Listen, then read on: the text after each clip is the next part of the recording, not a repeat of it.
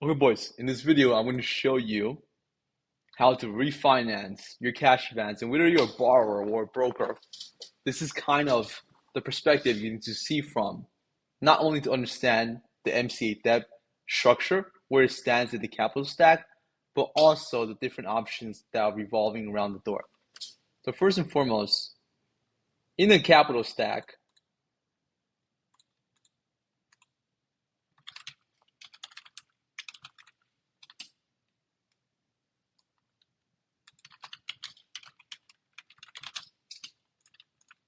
you have your senior secured debt, and then under that,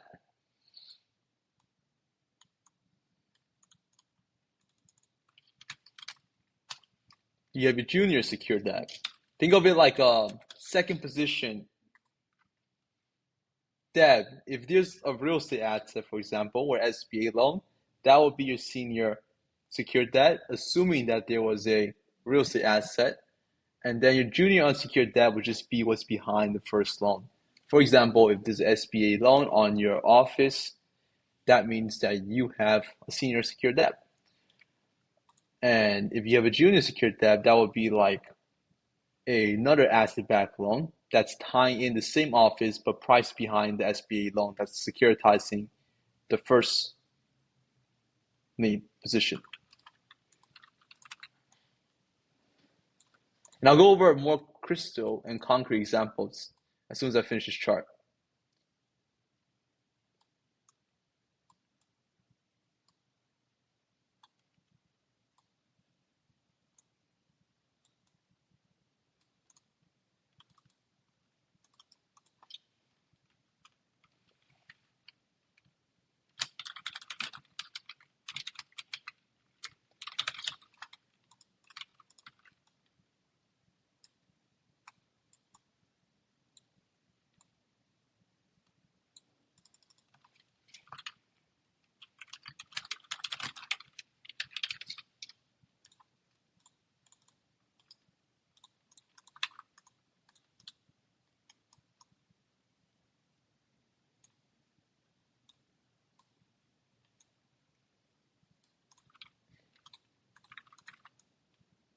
And then you have your unsecured debt. So this is where the MCA falls into.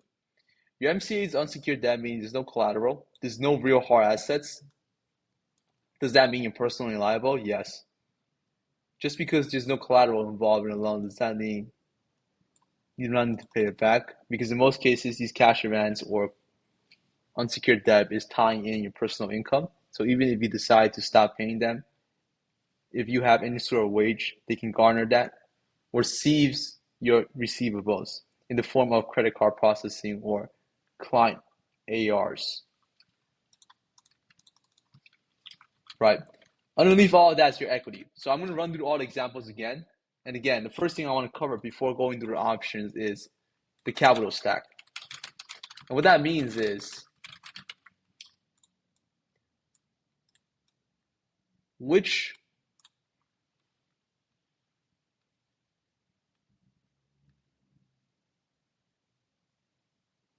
category does this financing fall under, so you know who's going to get paid first.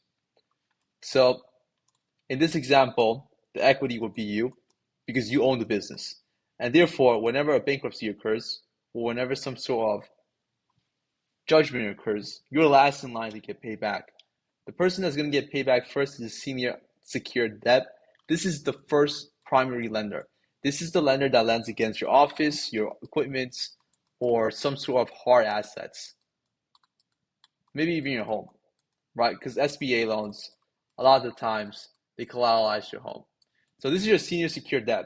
This is the first lender who's first in line to get paid. That's why their rates are typically the lowest. And this is what I'm going to go into later when you're thinking about refinancing MCAs. Just to keep that in mind, senior secured debt is cheaper than junior secured debt, junior unsecured debt, or senior unsecured debt.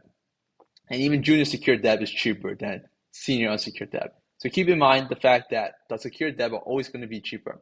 The next in line is the junior unsecured debt, the junior secured debt. And this is the second position lender on the existing hard assets. So think about like SBA, how SBA was sometimes priced your loan behind your personal mortgage. For example, let's say I have a loan from Chase Bank for my home, for my condo here in Scottsdale. Then that means even though Chase Bank is the senior lender, the SBA priced behind the loan behind them.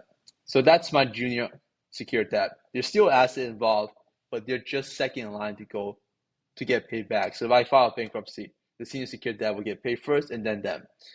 A lot of the cases small business owner finds themselves in is they would have an office or home that they already have a loan against, whether it's for your business or just their personal home, and they will actually borrow against it with a second position lender, i.e. the junior secured debt in this example.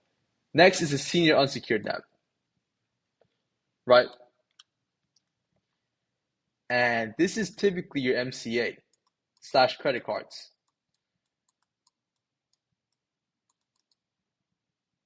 Your first position MCAs.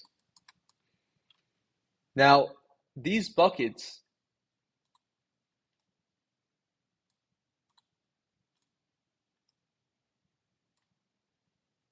with the same colors can share the same assets. What do I mean by that? For the previous example, I told you that you can have an office with a senior secure lender, and that senior lender collateralized your office or your warehouse or let's say your investment property, but a second lender came in and priced behind the second deal. What that means for you is you basically have two loans sharing the same asset. So in this example, when we move to the unsecured debt, the MCA is still covering the same asset class or the same asset or for collateral or the same collateral type. Um, Instead of the hard assets like the previous example, the MCA here would just cover your receivables slash credit card processing receivables. Your credit card processing receivables is now collateralized by, let's say, the first position MCA. So if you're a restaurant operator and you have credit card processing occurring on a daily basis and you default on the loan, then the senior unsecured lender, aka the cash advance lender, will be able to take that receivable money before you get it and put it in their own account because they have collateralized that. Now, the junior unsecured lender will collateralize the same thing. And the delta of whatever the first lender took to pay himself back will go to him. So if the first lender had $1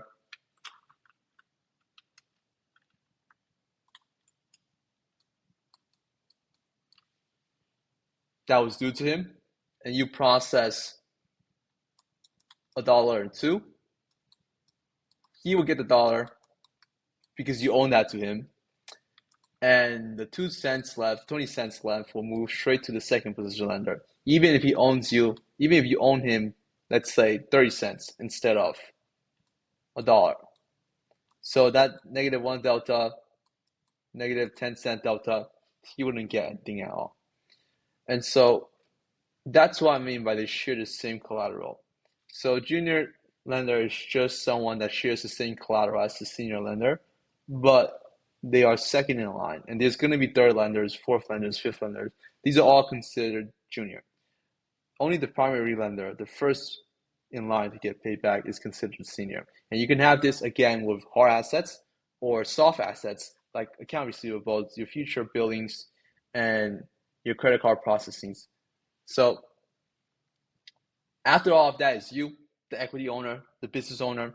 Should a loan go bad, everyone else on top gets paid first and you get paid last.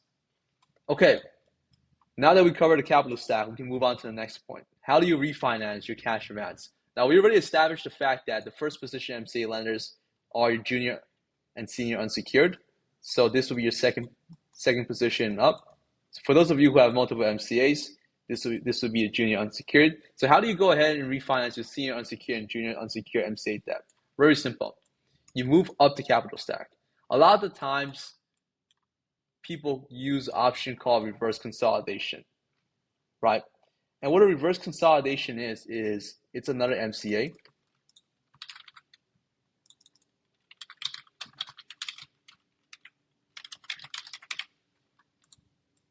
that falls under the junior unsecured debt category. Now, the problem with this option is it's not typically good for you. It's expensive, and in some cases it is. If you have no other options, it is doable, but it's not usually the best option. Now, most people, they only think vertically. And here's what I mean by that.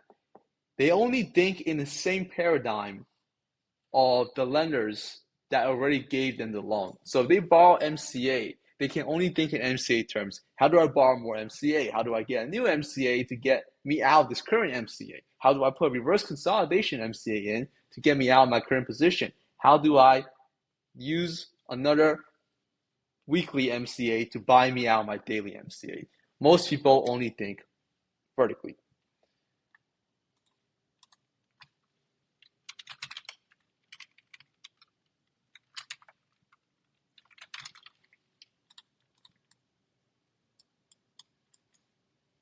And for those of you who don't know what vertically means, it just means in one direction. But the way you want to actually think is horizontally. Now, what does this mean? This means you're moving up and down the capital stack. And this means that you're looking at either going to an equity partner, like a private equity shop, that can actually buy out the MCA and give you working capital in exchange for a portion of the ownership, or going up ladder and collateralizing assets you have. I see so many business owners go into this space and not realize that they have valuable real estate that they can use to borrow against.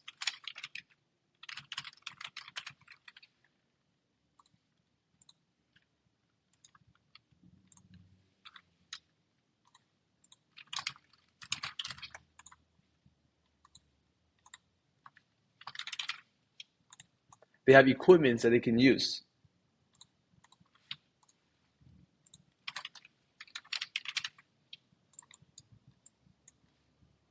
They have offices, their homes, they have stocks, because their home is just real estate. They have stocks they can use, they have equipment, they have their equity.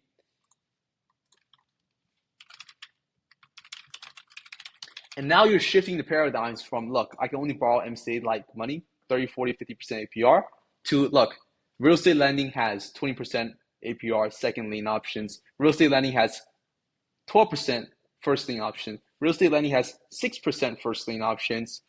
And that's where you can tap into capital that's not vertically aligned with what you will borrow. If you're an MCA borrower and you have a bunch of MCAs, you know that your rates are only going to get worse as you borrow more MCA. But if you think intelligently by thinking horizontally, and if you actually have the different assets on this list, then you can get very good financing at very low cost. For example, we just did a deal with a client, Robert Everett.